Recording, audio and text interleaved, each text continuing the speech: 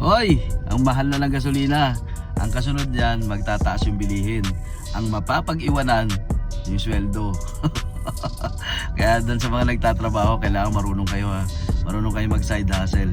Kasi yan ang mga bagay na hindi natin control. So kung magtataas yung mga bilihin, matutong mag side hustle, mag sideline ha.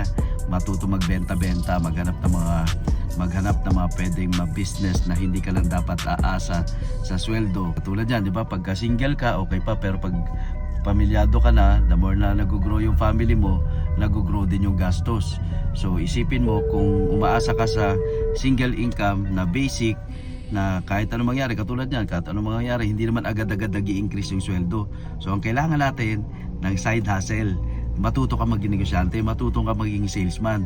Ay, ayaw mo magbenta, ay bahala ka. Iba ngayon, judgment na ngayon pag hindi ka marunong magbenta. Okay? So that's it, yan ang tip ko sa iyo. Dahil gera ngayon, tuloy-tuloy pa yan, mga 1 week, 2 weeks pa, hindi natin control yan. So yan ang best na gagawin mo habang nagtataasan yung mga bilihin. Okay? Side hustle.